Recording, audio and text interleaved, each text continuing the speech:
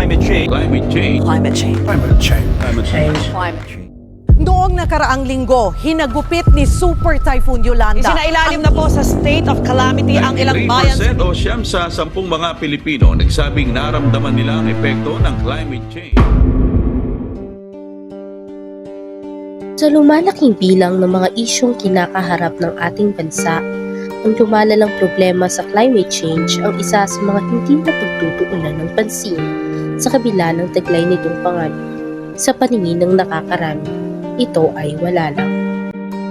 Batay sa mga isinasagawang pag-aaral, natural lamang na makaranas tayo ng climate change o ang pagbabago ng klima at panahon.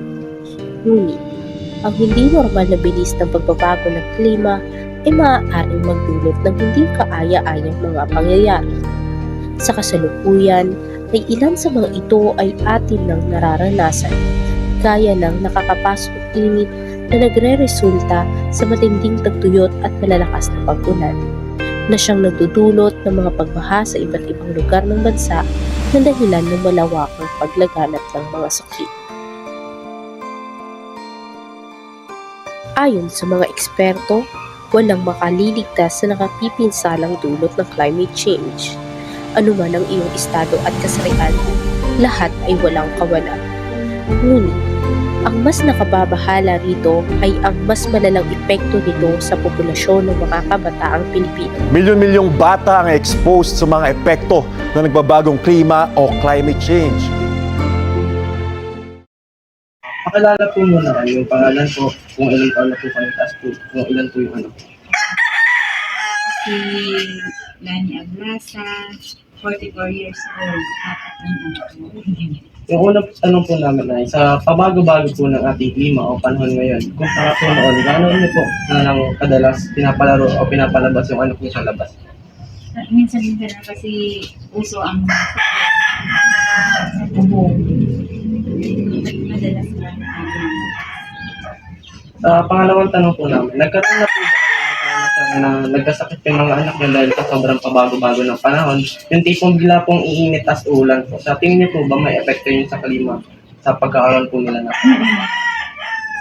meron. Kasi madalas sila sinisipon. Uubuhin. Ano po yung kadalasan na nakukuha nilang sakit po? Kapag nagkakasakit po yung anak niyo, ano pong kadalasan na ginagawa niya? Dinadala niyo po ba sa center o mas gusto niyo po ba na dito na lang sila sa bahay niyo magtagal nito? Minsan, inaano ko lang muna sa bahay. Para kung hindi na talaga kaya, nakatatlong araw na, yun, dinadala ko na talaga sila sa hospital. Para po sa inyo, bilang may karanasan sa pagiging ina, ano po yung mga ginagawa ninyo para gumaling agad sila at maiwasan ulit nila na magkaroon po? Minsan ko na lang sila pinapalabas, tapos pinapakain ko sila ng maayos. Yun sa huling tanong po namin, sa palagay niyo po ba, ano ang maaaring gawin para mabawasan yung climate change o yung pabago-bago po ng ating klima sa panahon na ngayon? Kung saan nagdudulot ito ng mga sakit po? At ano pong rekomendasyon? Pag magtitipid na lang sa kuryente, sa tubig, Yun lang po, maraming salamat. Darating ang araw na sisirain ng climate change ang mundo, lalo na kung hindi pa tayo kikilos para pigilan ito.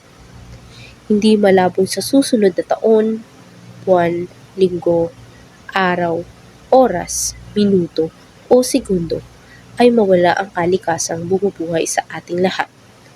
Ang mga susunod na henerasyon ay hindi na mararanasan ang maglaro sa initan o di kaya'y maligo sa ulan.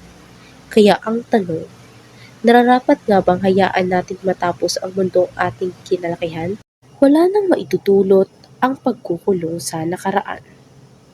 Hindi maibabalik ng pagsisisi ang dati. Hindi pa huli ang lahat para umpisahan ang pagbabago. Maging maalam at huwag matakot na tumayo at kumilos para pangalagaan ang kalikasan. Ang climate change na ating kinakaharap ay hindi biro. Huwag lamang itong tingnan ng wala lang, sapagkat tiyak na mahirap talunin ang isang kalabang hindi nakikita.